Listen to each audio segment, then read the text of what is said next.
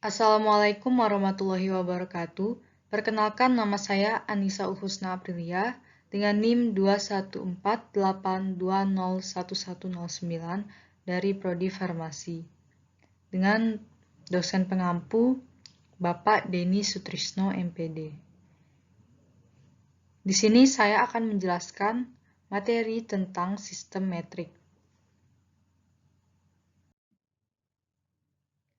Sistem metrik adalah sistem pengukuran desimal yang disetujui secara internasional. Sebutan ini sekarang dikenal dengan SI atau Sistem Satuan Internasional.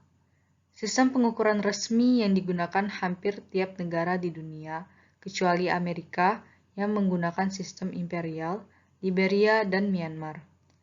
Sistem timbangan dan ukuran yang paling umum digunakan di apotek adalah sistem metrik. Garis metrik pada resep menunjukkan pentingnya sistem ini. Pemahaman yang mendalam tentang sistem metrik diperlukan untuk melakukan perhitungan di apotek. Sebelum ada upaya serius untuk beralih ke sistem pengukuran yang universal dan dapat diterima oleh semua negara di dunia, itu adalah sistem pengukuran imperial atau Inggris yang dominan dan digunakan di sebagian besar belahan dunia. Sistem imperial juga disebut sistem pengukuran kedua foot-pound, di mana kaki adalah satuan panjang, pound adalah satuan bobot, dan detik adalah satuan waktu. Sebaliknya, sistem metrik adalah sistem yang mengakui meter sebagai satuan dasar panjang, kilogram sebagai satuan dasar berat, dan second sebagai satuan second. Tiga satuan dasar dalam sistem metrik adalah meter, satuan panjang, kilogram, satuan massa, dan detik, satuan waktu. Besaran lain dapat diturunkan dari besaran ini. Misalnya, besaran massa jenis diturunkan dari massa dan panjang. Sistem metrik mudah digunakan dengan adanya sistem pengali yang terstruktur, yaitu kilo sama dengan 1000 kali. Misalnya 1 kilometer sama dengan 1000 meter. Hekto sama dengan 100 kali.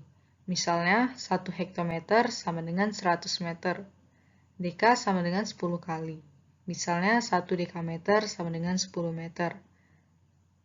Sistem metrik ini tidak dipakai dalam perhitungan waktu, di mana perkalian menggunakan nilai yang berbeda-beda. Contoh soal, untuk mengubah besaran dalam sistem metrik ke pecahan yang lebih besar, pindahkan desimal ke kiri. Sedangkan untuk mengonversi ke pecahan yang lebih kecil, pindahkan titik desimal ke kanan. Contoh, 14 gram sama dengan titik-titik miligram. Dalam mengubah dari gram ke miligram, perubahannya adalah dari pecahan yang lebih besar ke pecahan yang lebih kecil, dengan selisih 1000 di antara satuannya. Oleh karena itu, aturannya adalah L larger atau lebih besar sama dengan S smaller atau lebih kecil.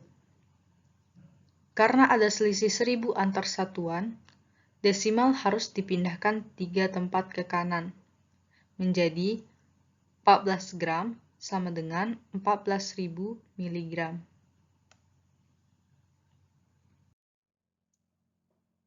Contoh soal berikutnya, jika sebuah sirup mengandung 250 mg tetracycline dalam setiap 5 ml sirup, berapa gram tetracycline yang dibutuhkan untuk membuat 4 liter sirup?